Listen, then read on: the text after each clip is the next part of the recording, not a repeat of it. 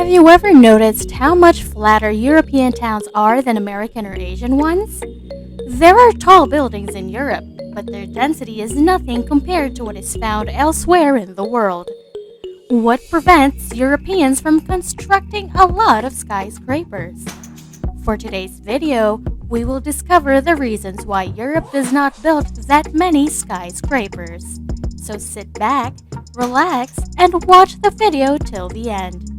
Before that, kindly show some support by subscribing to this channel and smashing that notification bell beside it to be updated whenever we post new videos. Europe has very few skyscrapers while being one of the most economically affluent, highly inhabited, and developed continents, especially compared to Asia or North America. Why then do other significant European cities not accept skyscrapers? Without the large inner urban space and floor surfaces that these ingenious structures give, how do they survive? And is everything about to alter in our world that is becoming more urbanized? Just a bit of history. Many European towns were already well established in the 19th century, with big, ancient buildings and public spaces that left limited space for large new structures. Skyscrapers initially gained popularity in Chicago and then in New York. At that period, most European cities were more fairly zoned and did not see the significant demand for floor space in strategic locations that often drives the creation of high-rise buildings. In addition, as North America's power and influence grew, a cultural rivalry developed between Europeans and Americans who considered the class system in Europe as archaic and Americans who saw some European ideas as undermining European traditions and way of life. Each continent grew hesitant to adopt the other's ideas as a result. Building skyscrapers has been a means for cities to project themselves as modern and go ahead. Examples of this include Chicago, New York, Wuhan, Kuala Lumpur, Seoul, South Korea, Dubai, and many more. Because European towns were already established, there was no need to build for commercial purposes. Building skyscrapers has not been a good fit for some places. London sits atop the soft clay of the Thames Basin, as opposed to New York, which sits atop rock-solid bedrock. Furthermore, smaller European communities with slower growth have shifted their attention to the environment and raising citizen living standards. Urban areas in Scandinavia and Central Europe have recently maintained their prominence within their national economies while continuously ranking among the best in the world for sustainability, happiness, and well-being. Many people believed that European towns would modernize after the Second World War and build skyscrapers similar to those in North America. But in Western Europe, where numerous towns lost famous sites and historic buildings, a strong urge to rebuild what had been destroyed emerged. Before we continue, please make sure to like the video and leave a comment.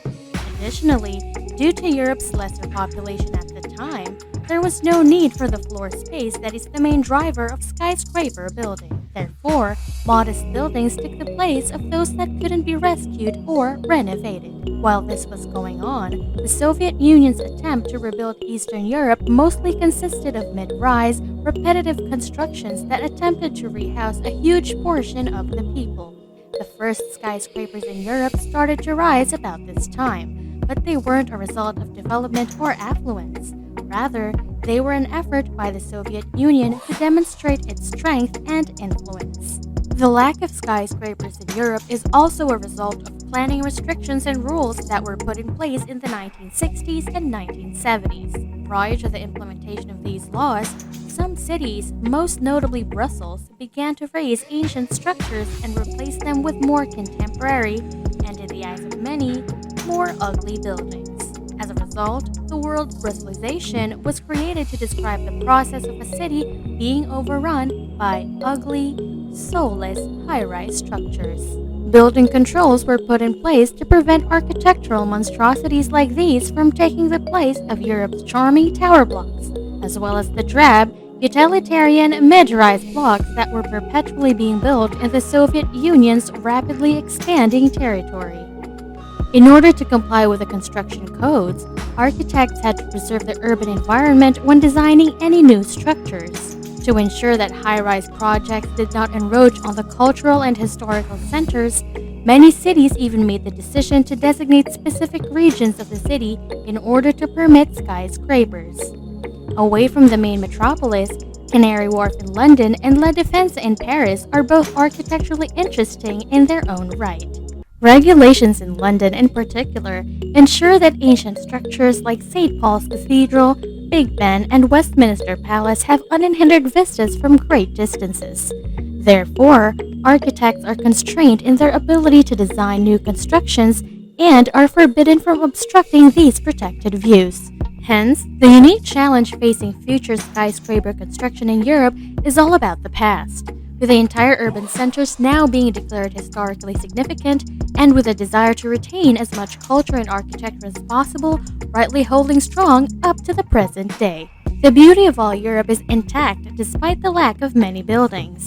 In fact, one of the true attractions of many European towns is their relatively low skylines, which enable you to really take in the beauty of the location by seeing the entire structure instead of peeping up at rising windows high above.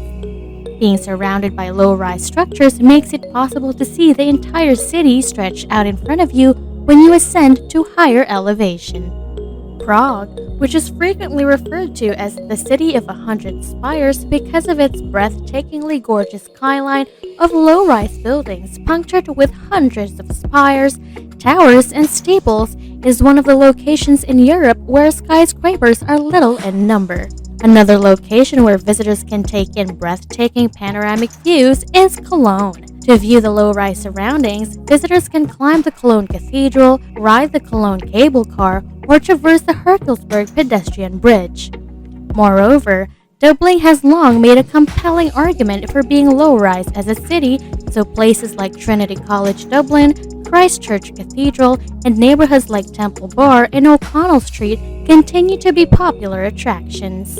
And of course, how can we forget about the city of Amsterdam, which is built around canals and has stunning skylines, but is also dotted with few taller buildings that give you a bird's eye view of the city. So, what do you think about the reasons why Europe does not build skyscrapers? Let me know your answers in the comments section below. Make sure to like this video and share it with your friends. Also, don't forget to subscribe to this channel and hit that notification bell to be updated whenever we post new videos. If you want more videos like this one, you can always check out our other videos by visiting our channel. Again, this is the Luxe Luxury channel. Thank you for watching and see you on the next video.